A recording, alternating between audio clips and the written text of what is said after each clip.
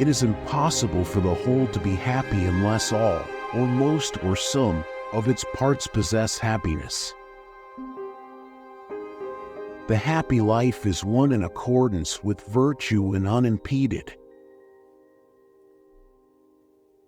For nothing is moved at haphazard, but in every case there must be some reason present. We feel friendly towards those whom we help to secure good for themselves, provided we are not likely to suffer heavily by it ourselves. Things that cause friendship are doing kindnesses, doing them unasked, and not proclaiming the fact when they are done, which shows that they were done for our own sake and not for some other reason. When people are feeling friendly and placable, they think one sort of thing. When they are feeling angry or hostile, they think either something totally different or the same thing with a different intensity. Of those we have wronged, and of our enemies or rivals, it is not the passionate and outspoken whom we have to fear, but the quiet, dissembling, and scrupulous, since we never know when they are upon us. We can never be sure they are at a safe distance. There are three things which inspire confidence in the orator's own character, the three, namely, that induce us to believe a thing apart from any proof of it: good sense, good moral character, and goodwill. The arousing of prejudice, pity, anger, and similar emotions has nothing to do with the essential facts, but is merely a personal appeal to the man who is judging the case. Happiness belongs to the class of things precious and final. The man who is truly good and sensible bears all fortunes, we presume, becomingly, and always does what is noblest under the circumstances. Love is composed by a single soul inhabiting two bodies. No happy man can become miserable, for he will never do acts that are hateful and mean. It is absurd to make external circumstances responsible and not oneself, and to make oneself responsible for noble acts and pleasant objects responsible for base ones. The best friend is the man who in wishing me well wishes it for my sake. The worst form of inequality is to try to make unequal things equal. You will never do anything in this world without courage. It is the greatest quality of the mind next to honor. Pleasure in the job puts perfection in the work. Whoever is delighted in solitude is either a wild beast or a god. The whole is more than the sum of its parts. I count him braver who overcomes his desires than him who conquers his enemies, for the hardest victory is over self. The ideal man bears the accidents of life with dignity and grace, making the best of circumstances. The high-minded man must care more for the truth than for what people think. Man is a goal-seeking animal.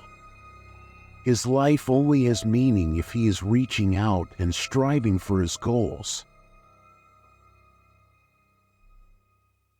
In all things of nature, there is something of the marvelous.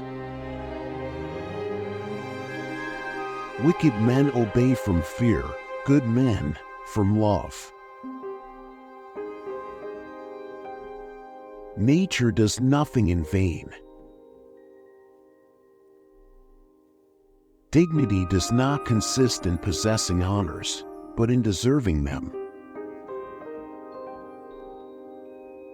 Men acquire a particular quality by constantly acting a particular way. You become just by performing just actions, temperate by performing temperate actions, brave by performing brave actions. Educating the mind without educating the heart is no education at all. Education is an ornament in prosperity and a refuge in adversity. The quality of life is determined by its activities.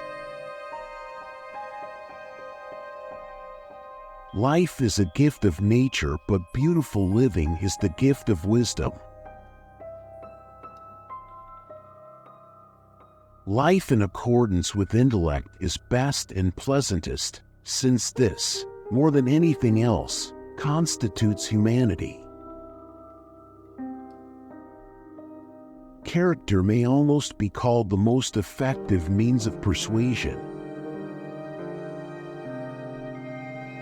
Each man judges well the things he knows. Excellence is never an accident. It is always the result of high intention, sincere effort, and intelligent execution. It represents the wise choice of many alternatives. Choice, not chance, determines your destiny. Friends hold a mirror up to each other. Through that mirror they can see each other in ways that would not otherwise be accessible to them, and it is this mirroring that helps them improve themselves as persons.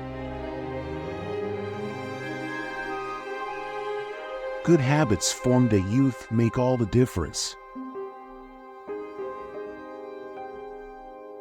Happiness depends upon ourselves.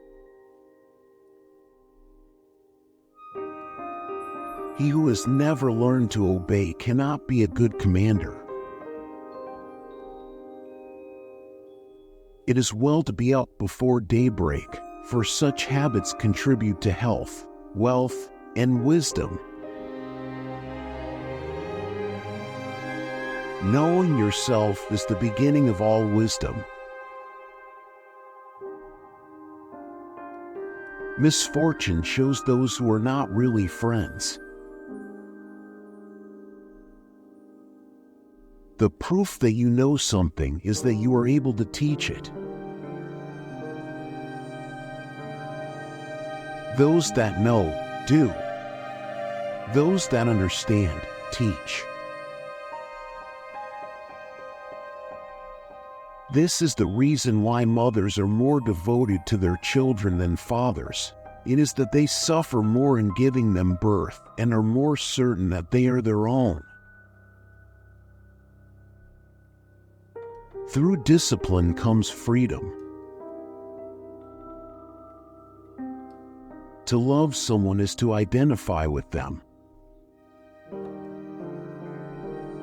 Wishing to be friends is quick work, but friendship is a slow ripening fruit.